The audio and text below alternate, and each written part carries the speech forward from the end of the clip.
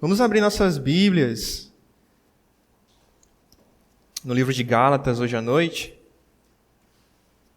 Você sabe, quando estou trazendo a mensagem, nós estamos estudando o livro de Gálatas e finalmente estamos caminhando pelo capítulo 3 de Gálatas. E hoje à noite nós vamos ver a partir do versículo 10 até o versículo 14. Gálatas 3, dos versículos 10 a 14. E eu não sei se você recorda, mas aqui no capítulo 10, aqui no capítulo 3, Gálatas não tem 10 capítulos, né? Tem apenas 6. Mas aqui no capítulo 3, nós começamos vendo que o contexto que existia era que Paulo agora ele estava entrando na explicação do que era a justificação pela fé. E quando ele começa essa explicação da doutrina da justificação, ele busca trazer, primeiramente, o pensamento de que os gálatas estavam sendo iludidos, de certa maneira, com o tipo de doutrina herética que estava sendo ensinada na igreja da Galácia, né, naquelas regiões da Galácia. E aí nós vimos primeiro, dos versículos 1 a 5, no capítulo 3, o fascínio que os gálatas estavam tendo por aquela doutrina que os afastava do evangelho verdadeiro. Depois nós continuamos vendo que, por eles não estarem lembrando da doutrina que Paulo havia ensinado a ele, não estarem lembrando das experiências, das memórias, dos milagres que haviam sido feitos no meio deles, eles estavam esquecendo, inclusive, do exemplo de Abraão. E foi o que nós vimos na última vez que eu preguei, dos versículos 6 a 9, que o tema era: abençoados são os que acreditam no Evangelho pela fé, seguindo justamente o exemplo de Abraão. Nós vimos que lá, desde Gênesis capítulo 15, quando Deus declara Abraão justo, ele diz que Abraão era justo diante de Deus porque ele creu.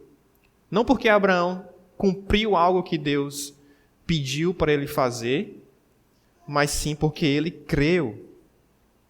Então, Paulo traz esse exemplo deste homem que os judeus tanto respeitavam, mostrando que o próprio exemplo de Abraão era contraditório ao que os judeus estavam ensinando aos gálatas, E aí nós vimos que essa doutrina dos judaizantes, que eram judeus convertidos ao cristianismo, eles diziam que era necessário não só Cristo para você ser salvo, era necessário também que você cumprisse as obras da lei.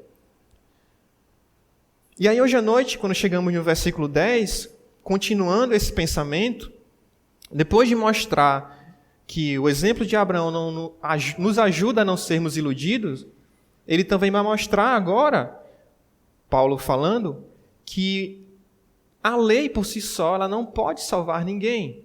Então hoje à noite, nós podemos ter essa grande ideia de que a Escritura ela ensina que o escape ou a saída para a maldição da lei é a esperança em Jesus Cristo. Por que a Escritura? Porque nós vamos ver aqui que ele vai citar 4 vezes o Antigo Testamento nessa passagem. Mas o tema é este, A esperança em Jesus Cristo é a saída para a maldição da lei. Então vamos ler todos juntos Gálatas 3, dos versículos 10 a 14. Ele diz o seguinte: todos quantos, pois, são das obras da lei, estão debaixo de maldição, porque está escrito: maldito todo aquele que não permanece em todas as coisas escritas no livro da lei, para praticá-las. E é evidente que pela lei ninguém é justificado diante de Deus, porque o justo viverá pela fé. Ora, a lei não procede de fé, mas aquele que observar os seus preceitos, por eles viverá. Cristo nos resgatou da maldição da lei, fazendo-se ele próprio maldição em nosso lugar, porque está escrito: maldito todo aquele que for pendurado em madeiro. Para que a bênção de Abraão chegasse aos gentios em Jesus Cristo, a fim de que recebêssemos pela fé o Espírito prometido. Oremos. Amado Pai, damos graças pela Tua palavra que nos ajuda a sempre esclarecer e a sempre ter em mente a maneira que nós podemos ter um relacionamento saudável contigo, Senhor. Agradecemos que através daquela morte na cruz, nós podemos agora ter acesso gratuito a Ti, ó Senhor. Nós não precisamos mais do sangue de bodes, de bois, de carneiros, de sacrifícios de pombas ou qualquer outro tipo de animal, qualquer outro tipo de oferta. Porque o Cordeiro perfeito se entregou por nós e satisfez todo o nosso pecado naquela cruz. Todo aquele que crê, todo aquele que tem a fé e confiança nele, que deposita a sua confiança em Jesus Cristo, ele tem livre acesso agora ao trono da graça e recebe vida eterna. E nós damos graças a Ti por isso, Senhor. Damos graças porque todos nós que já confiamos, o Senhor não só nos ajuda com a salvação, mas o Senhor também nos ajuda com as dificuldades dessa vida, ó Pai. Muito obrigado por todos os irmãos que chegaram hoje à noite. Te pedimos porventura por aqueles que ainda estão no caminho. Também te rogamos por aqueles que não conseguiram estar conosco hoje, seja por motivo de viagem, seja por algum motivo de doença. Por favor, que também a Tua palavra possa estar chegando a eles através da internet. Muito obrigado pela salvação que temos em Ti e por estarmos libertos da maldição da lei e da maldição do pecado, Senhor. Muito obrigado por tudo. Em nome de Jesus, amém. Então, o tema, novamente hoje à noite, é este, né? A esperança em Jesus Cristo é a saída para a maldição da lei. A esperança em Jesus Cristo é a saída para a maldição da lei. E onde nós vemos essa maldição da lei, digamos assim, né? É justamente o versículo 10, né? Você pode ler na sua Bíblia, ele diz: todos quantos, pois, são das obras da lei, Gálatas 3:10, todos quantos, pois, são das obras da lei, estão debaixo de maldição, porque está escrito: maldito todo aquele que não permanece em todas as coisas escritas no livro da lei, para praticá-las. Se você observar na sua Bíblia, essa parte, a partir de maldito, né? Quando ele começa a dizer maldito todo aquele que não permanece em todas as coisas escritas no livro da lei, ela está mais recuada. Isso significa que Paulo está citando uma outra parte da Escritura. E que texto é esse? É Deuteronômio, capítulo 27, versículo 26. Se você quiser conferir, você pode ir lá. Contudo, a versão que ele está citando é a versão da Septuaginta, que era uma versão que existia na época de Paulo, que era uma tradução do grego, melhor, do hebraico para o grego, né? Então, na nossa tradução hoje em dia, que não é baseada na Septuaginta, vai ter algumas palavras um pouco diferentes, mas o sentido é o mesmo, você pode conferir. Mas ela diz, né, claramente: maldito é todo aquele que não permanece em todas as escritas no livro da lei. Mas talvez para você seja um pouco estranho, né? Livro da lei.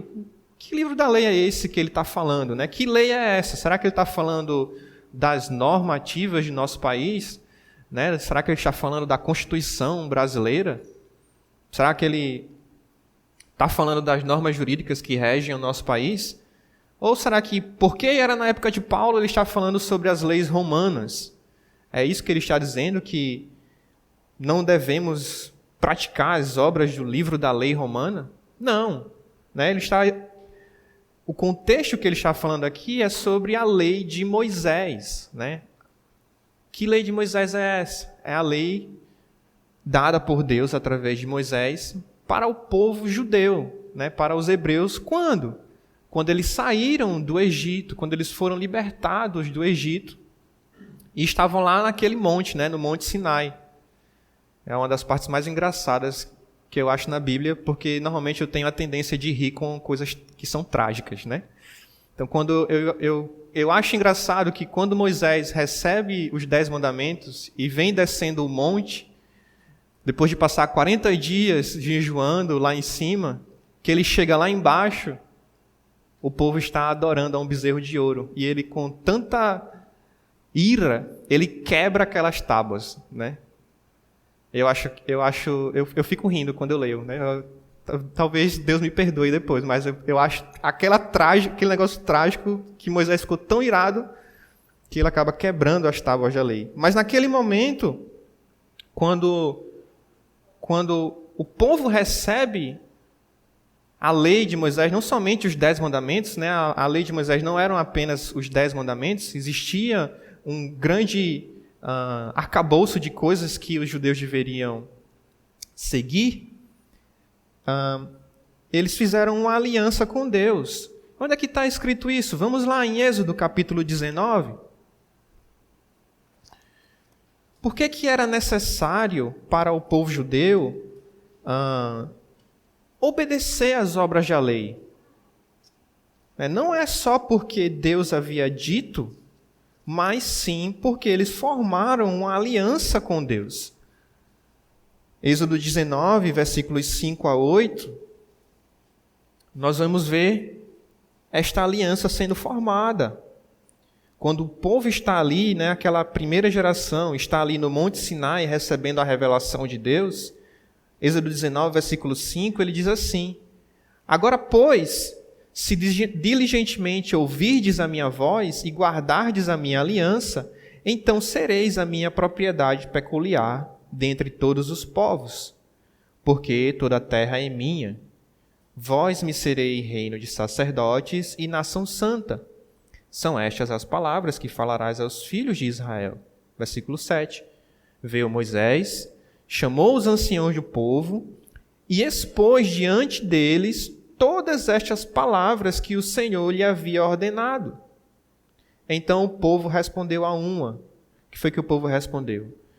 Tudo o que o Senhor falou, faremos. E Moisés relatou ao Senhor as palavras do povo. Então, você pode ver no versículo 7 que ele diz que Moisés expôs a ele todas as palavras que Deus havia dado a eles, né? E quando o povo ouviu isto, tudo que Deus havia ordenado, eles disseram, tudo que Deus falou, nós faremos. Isso está repetido em Êxodo 24. Você pode ir para algumas páginas mais à frente. Êxodo 24, a partir do versículo 1, ele diz assim, né? Disse também Deus a Moisés: Sobe ao Senhor, tu e Arão, e Nadab e Abiú, e 70 dos anciões de Israel, e adorai de longe. Só Moisés se chegará ao Senhor, os outros não se chegarão, nem o povo subirá com ele. Ele diz, versículo 3, Veio, pois, Moisés e referiu ao povo todas as palavras do Senhor e todos os estatutos. Então todo o povo respondeu a uma voz e disse, tudo o que o Senhor falou, tudo que falou o Senhor, faremos. Então, por que era necessário que os judeus obedecessem a esta lei dada por Moisés? Onde está essa lei? Vai ter parte dela em Êxodo, depois você continua lendo, você vai ver todo o livro de Levítico e algumas leis também estão em Deuteronômio. Então, você pode observar que o povo fez esse pacto, fez essa aliança. E era algo específico entre os judeus e Deus, né? Então, por conta desse pacto, por conta dessa aliança, é que nós entendemos que Deus diz, né? Maldito é aquele que não confirmar as palavras desta lei, não as cumprindo. Né? E como o texto diz, todo o povo dirá amém, porque eles disseram, tudo que o Senhor falou, faremos. Então, qual era a maldição, digamos assim, da lei? Era que, se você não cumpria o que você disse, você seria o quê? Castigado, né? E como Paulo está aqui dizendo, de certa forma não havia para um pecador cumprir exatamente todas aquelas palavras. Por exemplo, vamos em Tiago, capítulo 2.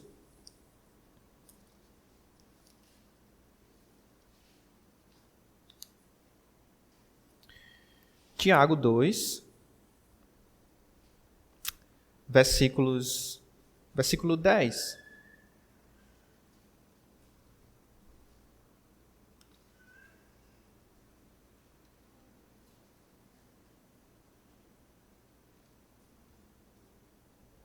Tiago 2:10, né, ele diz... Tiago vai estar lá no final do Novo Testamento. Se você chegar lá em Apocalipse, você já passou, mas Tiago, capítulo 2, versículo 10, ele diz assim: pois qualquer que guarda toda a lei, mas tropeça em um só ponto, se torna culpado de todos, né? Não é só culpado do que não cumpriu, mas culpado de todos. Então, por isso que para o homem pecador não era possível para ele manter, durante toda a sua vida, obediência completa à lei. Porque em algum momento da vida dele, ele iria descumprir alguma coisa. Em algum momento ele iria mentir, em algum momento ele iria cobiçar algo do próximo. E quando ele se tornasse culpado de um, ele não era mais, digamos, santo aos olhos da lei, porque ele havia se tornado culpado de todos. O pastor Roger gostava de trazer uma ilustração do omelete, né? Você está fazendo um omelete, você abre um, está bom, abre 2, 3, 4, estão todos bons. No quinto que você abre, que joga dentro, ele estava estragado. Você vai comer aquele omelete? Não, porque está ali misturado. O ovo que estava estragado, misturado com os outros bons, estragou tudo, né? Você não vai comer mais aquilo. E é essa a ideia. Um pecado, aos olhos da lei, manchava todos os outros, as outras justiças, digamos assim, que o homem tinha cumprido. Tá certo, Lucas, mas isso é com relação aos judeus. Por que é que a gente pode aplicar isso para os nossos dias? Pelos simples fatos, né? A lei era para os judeus, mas os mandamentos de Deus são para todos, né? A lei moral de Deus, ela é para todas as pessoas, judeus e gentios. Então, sim, nós não tínhamos uma obrigação de como nação de seguir a lei, mas nós temos a norma de Deus gravada em nosso coração, como Paulo diz em Romanos.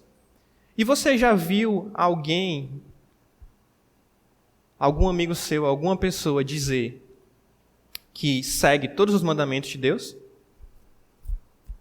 Quando você talvez está evangelizando, quando você está falando de Deus para alguma pessoa, as pessoas dizem: não, eu sigo todos os mandamentos. Eu sou perfeito quando eu estou seguindo a Deus. Ninguém diz isso, né? A maioria das pessoas vai dizer: não, eu creio que Deus se agrada de mim, eu creio que eu estou sendo bom o suficiente, mas não que eu sou perfeito, não que eu sigo todos os mandamentos. Eu creio que no final eu vou conseguir conversar com Deus e Deus vai olhar para a minha vida e no balanço da minha vida Ele vai olhar mais para as coisas boas do que para as coisas ruins. Normalmente é esse o pensamento, não é verdade?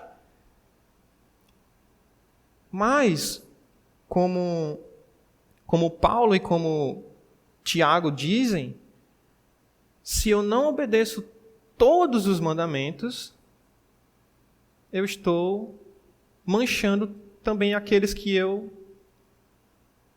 que eu fiz de bom. Então, eu posso até achar que eu estou agradando a Deus, mas no final das contas, a minha consciência vai mostrar que eu não sou perfeito. E essa é a maldição da lei. Que por pura obediência, sem ter confiança em Deus, sem colocar a sua fé nele, é impossível para o homem pecador se achegar a Deus. É por isso que Paulo diz que é maldito todo aquele que se coloca debaixo das obras da lei. Porque se eu quero viver um tipo de vida puramente religioso através da obediência, eu vou sempre estar afadado ao fracasso. Esse era um grande problema da época dos judeus, e da época de Paulo e da época de Jesus Cristo. Porque você lembra, os fariseus, os escribas, eles tinham uma justiça aparente que excedia dos demais. O próprio Jesus disse isso. Eles tinham uma justiça que, quando você olhava para eles, você achava que realmente eles estavam mais próximos de Deus. Mas o que Cristo e o que Deus estava buscando eram aquelas pessoas que estavam adorando a partir do coração e não a partir do que era externo, né? Então, eu pergunto, né, será que você tem tentado viver uma vida com Deus baseada apenas em obediência? Veja bem a palavra, né? Apenas em obediência. Porque se for por conta disso, não vai dar certo. E você não vai conseguir, apenas pelas suas forças, sozinho, obedecer a Deus. Porque antes de tudo, é necessário que eu coloque a minha fé em Jesus. Será que você já creu somente em Jesus para a salvação? Ou será que você confia que algo que você faz, algo de bom que você esteja fazendo, algum rito religioso, vai te levar aos céus, né? Talvez por guardar alguns mandamentos, Deus vai te deixar entrar no paraíso. Porque se for este o motivo, é como Paulo diz para os Gálatas, né? Nós estamos enganados. Se talvez você vive uma vida crendo que apenas obedecendo Deus vai te salvar, você estará enganado. Que talvez você, em alguns momentos da sua vida, né, você olha para Deus, conversa com Deus e acha que por conta disso Ele se agrada de você, você vai estar enganado. Né? Antes de tudo, é necessário que eu seja justificado pela fé, que eu coloque a minha fé no Senhor. E nós já vimos isso algumas vezes. Por exemplo, Gálatas, você está no capítulo 3, olha o capítulo 2, versículo 16. Gálatas 2,16. Ele diz claramente que ninguém vai ser justificado por obras, né? Sejam obras da lei ou qualquer outro tipo de obra. Ele diz, Gálatas 2,16, sabendo, contudo, que o homem não é justificado por obras da lei, e sim mediante a fé em Cristo Jesus. Também temos crido em Cristo Jesus para que fôssemos justificados pela fé em Cristo e não por obras da lei, pois por obras da lei ninguém será justificado. Então, o homem primeiro precisa colocar a sua fé em Jesus. Quando ele recebe a Cristo, quando ele confia somente em Cristo, foi aquele que se entregou por ele, agora ele está habilitado para conseguir obedecer de uma maneira que agrada a Deus. De uma maneira não só que agrada a Deus, mas de uma maneira que o liberta. Será que você já colocou a sua fé somente em Jesus? Não perca tempo, hoje pode ser o dia da sua salvação, né? Coloque sua fé somente nele. Você que já fez, será que você está tentando viver uma vida só por pura obediência a Deus? Não lembrando do sacrifício na cruz, não obedecendo a Deus por gratidão, por amor a Ele, mas por, de certa maneira, seguindo um caminho de... me fugiu a palavra agora, mas... de legalismo, né? Essa era a ideia dos judeus que eles faziam na época, dos líderes religiosos. Viver uma vida legalista. E não é esse o tipo de vida que Deus quer que nós tenhamos. E Paulo continua nesse argumento, né? Se você vê o Gálatas, versículo 2, capítulo 3, versículo 11, nós vamos ver ele dizendo, ele diz, é evidente que pela lei ninguém é justificado diante de Deus. Por quê? Ele diz, porque o justo viverá pela fé.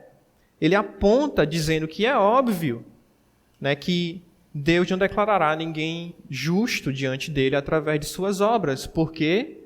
Porque o justo viverá pela fé. e ele cita aqui agora Abacuque 2:4. Buscando reforçar que não é apenas a opinião do apóstolo Paulo.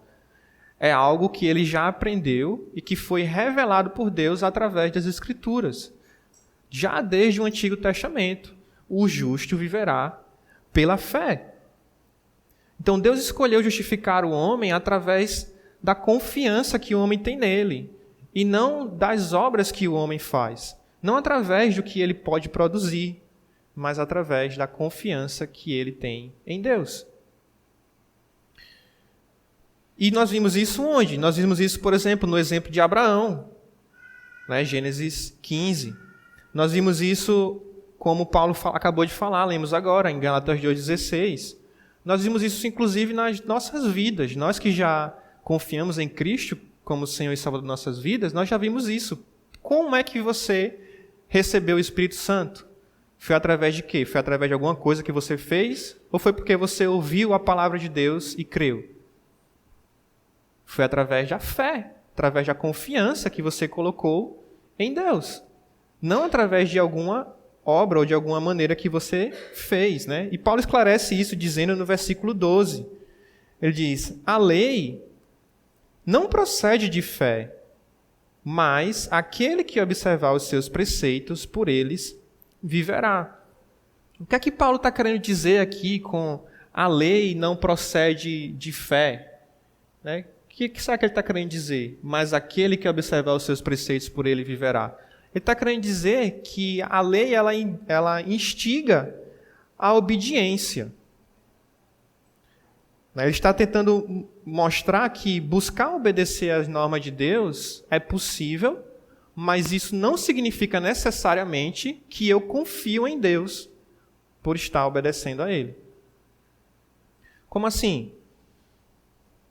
Toda pessoa que você conhece é um criminoso? Não, né? Toda pessoa que você conhece já matou alguém? Também não. Toda pessoa que você conhece é um mentiroso compulsivo? Não. Todo mundo que você conhece já teve casos extraconjugais? Eu creio que não.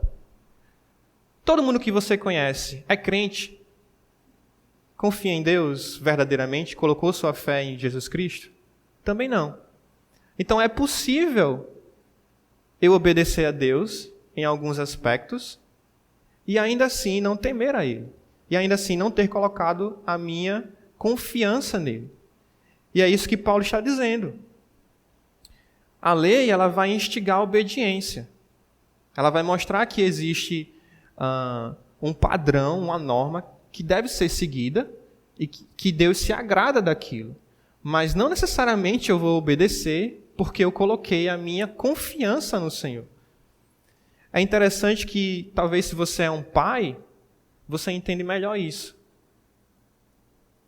Todas as vezes que o seu filho lhe obedece, é porque ele confia em você? Seria esse o desejo do seu coração, com certeza. Mas eu creio que não. Não é verdade? Algumas vezes ele vai obedecer porque ele tem medo da disciplina que você possa dar a ele. Ele tem medo do castigo. Mas não é pela confiança que ele tem em você. Então, é possível eu obedecer, mas ainda assim não crer. É o desejo de...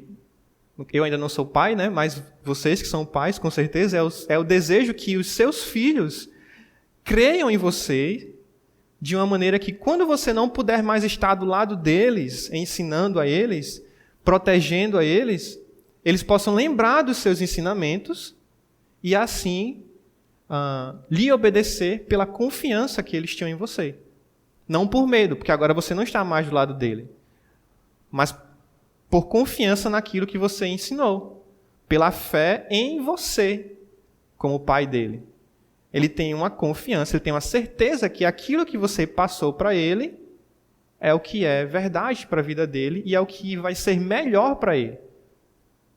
Esse é o mesmo desejo que Deus tem para nós. Ele quer que nós obedeçamos a Ele de uma maneira que nós colocamos a nossa confiança nele primeiramente. A nossa fé, a nossa certeza de que nós sabemos que Porque ele morreu naquela cruz se entregando por mim, se entregando por nós, o que ele ensina para mim é o melhor que há. E é o melhor que eu posso seguir. E assim eu faço, não só porque eu confio nele, mas porque eu amo. Não é por medo de Deus, não é por querer atingir um padrão de santidade maior do que o dos outros, mas porque eu o temo e eu o amo e eu confio nele. Então, eu preciso primeiro colocar a minha fé em Deus, confiar nele, colocar a minha confiança, né? Lembra qual é a ideia desse texto, qual é o tema, digamos assim, né? É que a Escritura vai ensinar.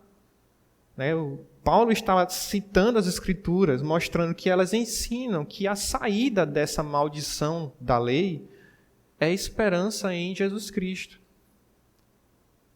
É quando eu coloco a minha esperança em Jesus, quando Cristo é o objeto da minha fé salvadora. Da mesma forma que você gostaria que o seu filho confiasse em você, no que você ensinou, Deus também deseja que nós coloquemos essa mesma confiança nele, em qualquer área de nossas vidas, e especialmente no que se refere em como chegar ao céu, e como ter um relacionamento perfeito com ele. Então, a obediência ela vai trazer bênçãos, mas ela não necessariamente vem de fé.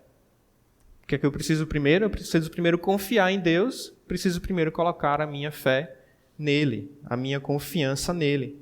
Olha o que diz Gálatas 2, versículo 20.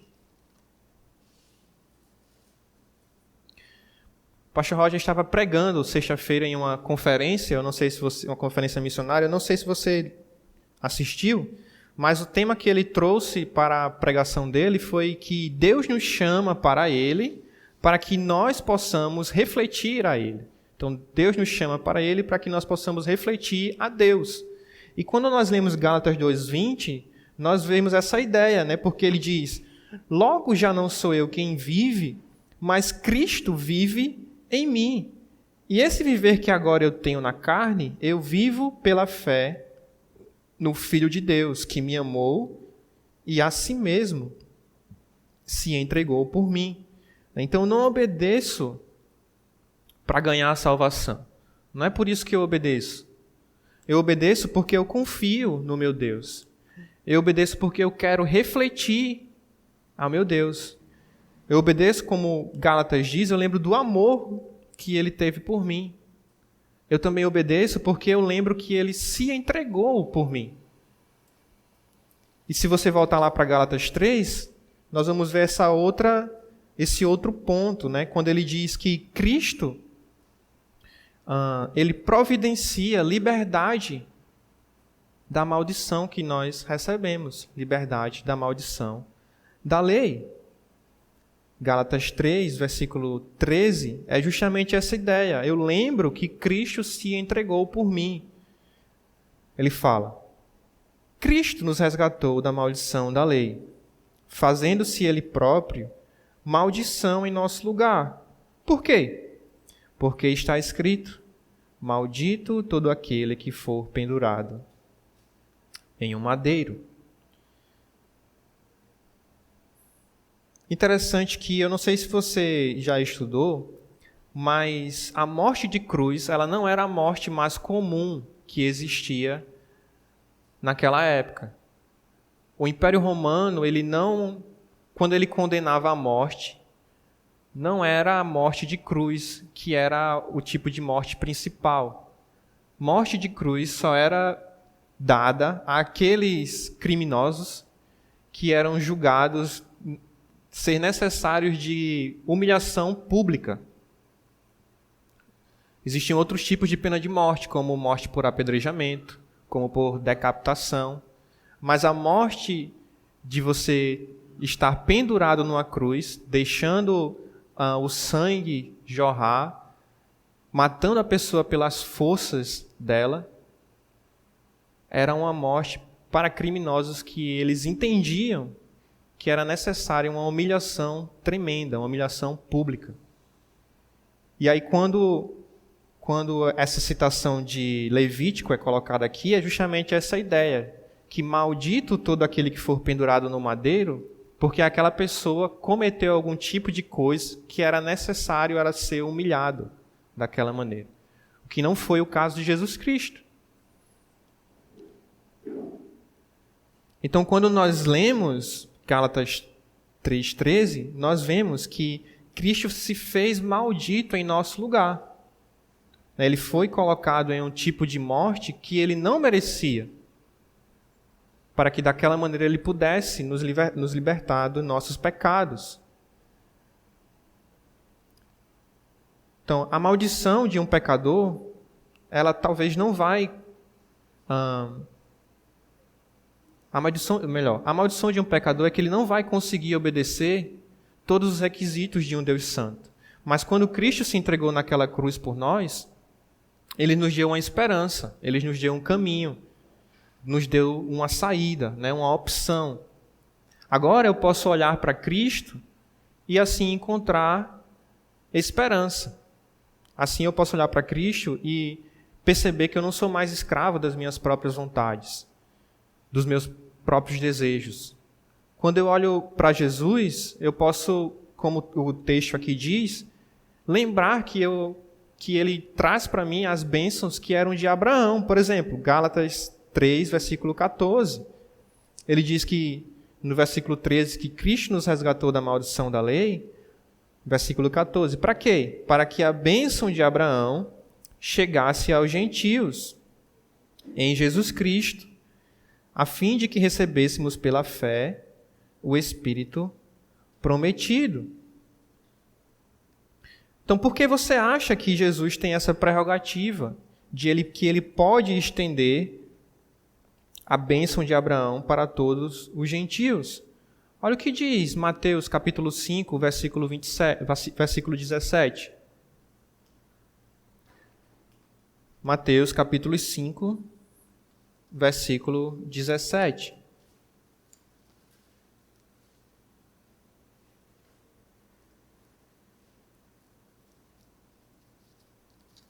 Mateus, o primeiro livro do Novo Testamento, ele diz assim: Não penseis que vim revogar a lei ou os profetas. Não vim para revogar, vim para cumprir. Então, Cristo foi aquele que veio e o quê? Cumpriu toda a lei. A maldição que estava sobre o homem pecador, sobre o ser humano em pecado, de não conseguir cumprir todos os mandamentos de Deus, prescritos na lei, Cristo cumpriu. Por isso que quando eu coloco a minha fé nele, ele tem essa prerrogativa de estender a bênção de Abraão até a mim, porque ele foi o único que também cumpriu toda a lei de Moisés, que satisfez todos aqueles mandamentos de Deus.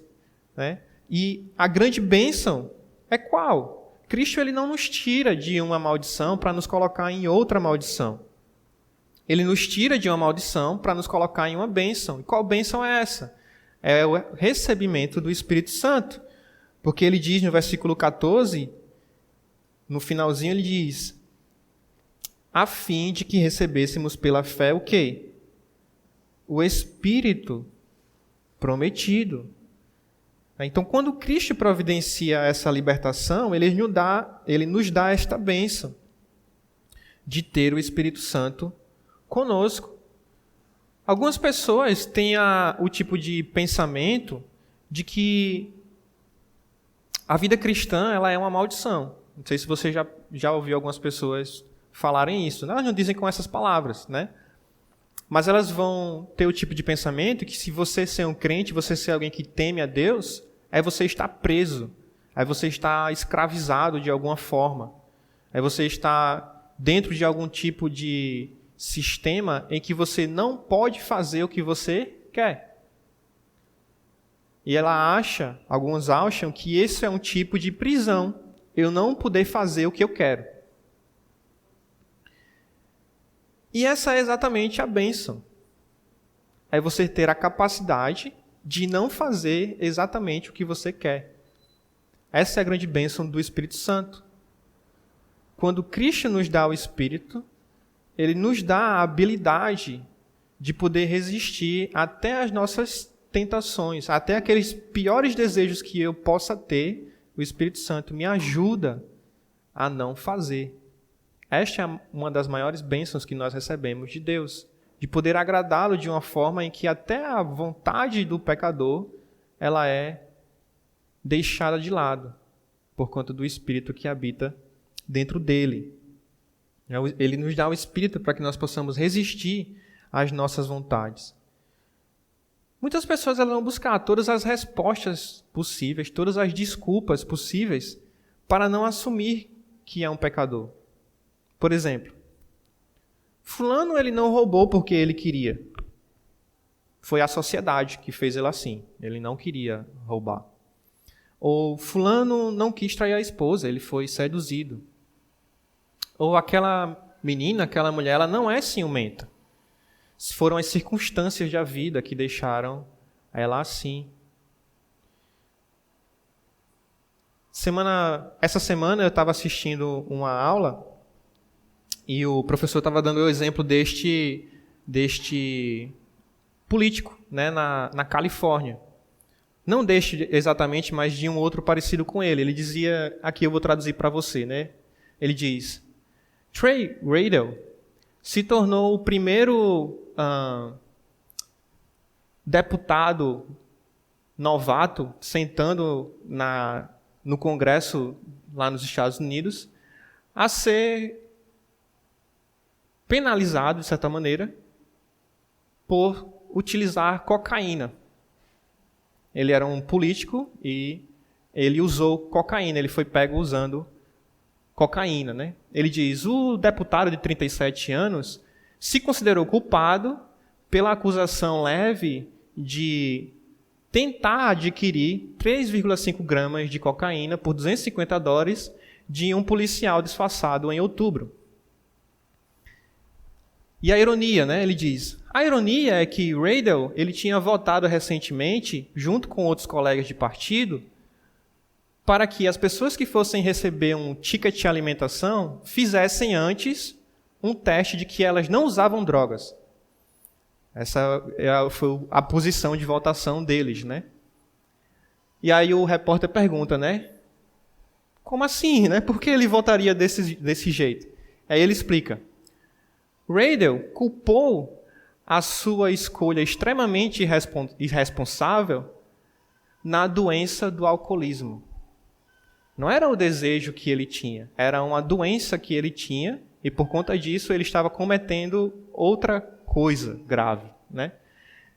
E no fim das contas ele foi sentenciado a 1 ano de cumprimento de pena, né?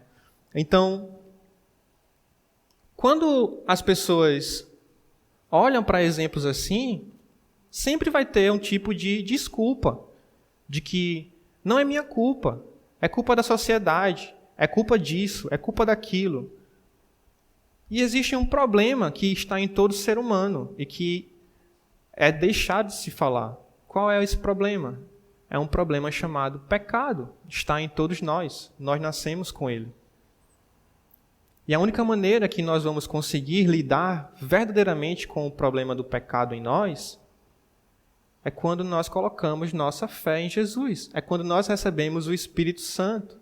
Porque com o Espírito Santo dentro de nós, agora nós temos poder para resistir, inclusive, ao pecado que está dentro de nós. Gálatas 5, ele vai mostrar alguns tipos de obra que vêm através do pecado que está dentro do homem. Gálatas 5, versículo 19. Quando Deus me deixa fazer somente o que eu quero, se Deus me deixa fazer somente o que eu quero, isso não é um tipo de liberdade, isso é, na verdade, um tipo de escravidão.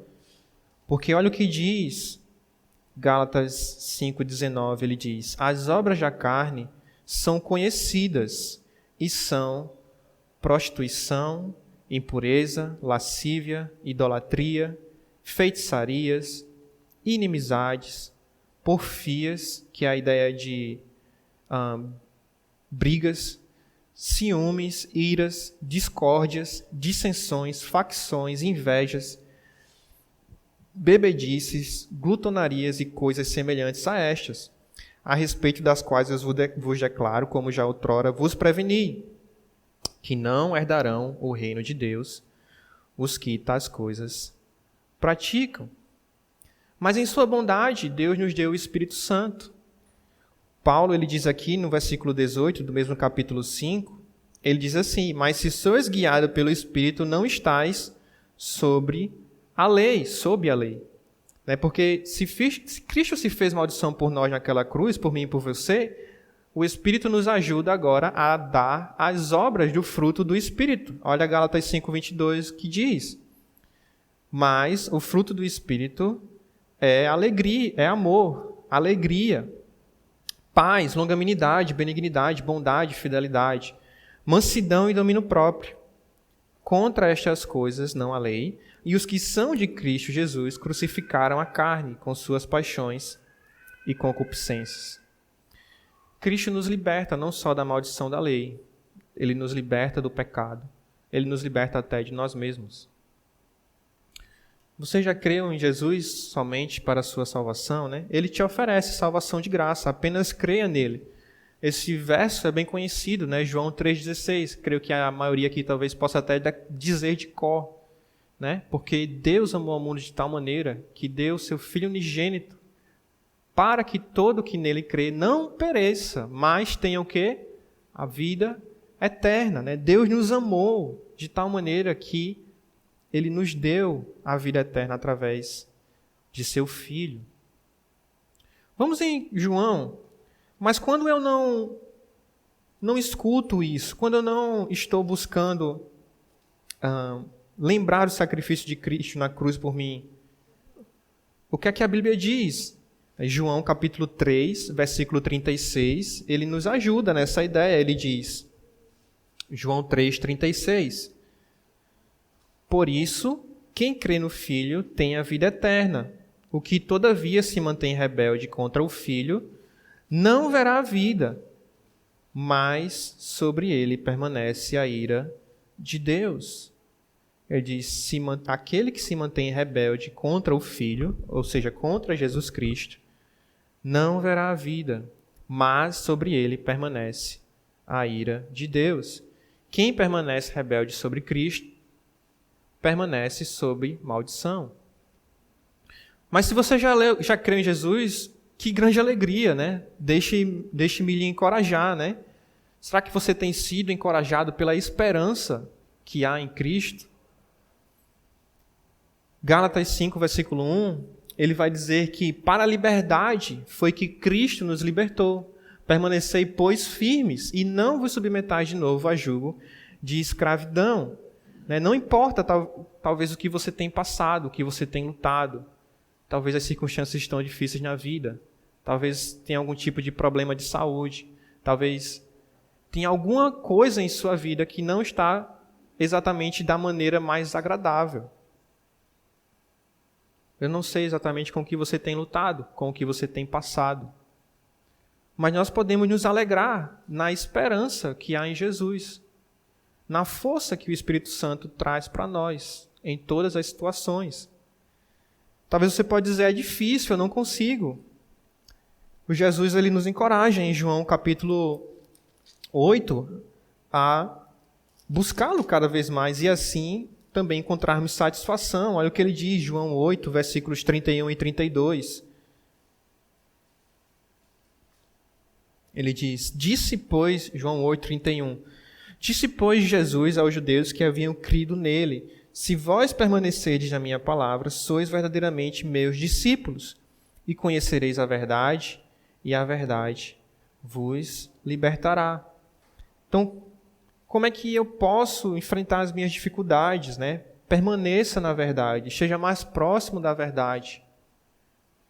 Você tem a palavra de Deus. Você tem o Espírito Santo, se você já creu em Jesus. Você tem Jesus que te ama. Ele se entregou por você, ele se fez maldição por você. Você tem até a igreja. Os irmãos que estão mais próximos de ti podem te dar o amor de Cristo, podem mostrar o amor de Cristo para você. Eu lembro de um cântico bem antigo que tinha, se a mãe do nosso diácono Elias estivesse aqui, com certeza ela iria lembrar, né? A irmã Gedalva. Porque ele diz assim, deixa eu lembrar como era. Jesus Cristo é a força que você precisa. Jesus Cristo é a paz que você procura. Jesus Cristo é o amor que te falta ao coração. Jesus Cristo é o abrigo, Ele é o fiel amigo. Então esse cântico ele é muito bonito e ele nos mostra claramente do que é que nós precisamos, sejamos nós crentes ou descrentes. É Cristo que nos dá força, é Cristo que nos dá paz, é Ele que nos dá alento ao coração, em qualquer circunstância que nós estamos. Ontem, quando terminou o encontro de jovens, eu sempre dou algumas caronas para alguns jovens. E ontem tinha um jovem nos visitando, e ele estava falando sobre uma pessoa que encoraja muito ele quando ele lembra sobre perseverança. Ele estava falando sobre uma jovem que não é da nossa igreja, mas que talvez alguns aqui conheçam. Ela casou com um rapaz, e esse rapaz, depois de alguns meses, ele começou a atrair ela. E ele se dizia um jovem da igreja. E esse jovem que estava conosco, ele disse, quando eu olho para ela, eu me sinto encorajado. Porque no lugar das circunstâncias difíceis que ela estava passando, ela começar a amaldiçoar a Deus, ela decidiu se aproximar mais de Deus. E com isso, eu não só vejo a alegria que ela tem, não só vejo a satisfação que ela tem em Deus, mas nas minhas dificuldades eu também me sinto encorajado a buscar mais ao Senhor. Porque não é a circunstância que nos leva de um lado para o outro. Quem nos guia verdadeiramente é Cristo, é o Espírito que nos dá força. Então, se você ainda não tem Jesus, Ele é a força que você precisa. E se você já tem Jesus, amém. Se você está fraco, cansado, lembra o que poderia acontecer de mais maldito na minha vida. Ele já se fez naquela cruz por mim. E Ele é quem pode me ajudar. Oremos. Amado Senhor, agradecemos que a Escritura nos ensina que a saída, o escape para a maldição da lei, para o pecado que é neste mundo, para as dificuldades que existem, a saída é a esperança que há em Jesus Cristo. Damos graças, Senhor, que a nossa esperança é de que nós não estamos sozinhos neste mundo, de que nós temos o Senhor que nos ama e se entregou por nós, nós temos o Teu Espírito que o Senhor nos dá e nos ajuda, nós temos a Tua Palavra que a cada dia nós podemos nos achegar e encontrar forças, encontrar alento. Agradecemos que nós temos a igreja, que quando está alicerçada nos Teus caminhos, também serve como um reflexo da Tua vontade aqui na terra.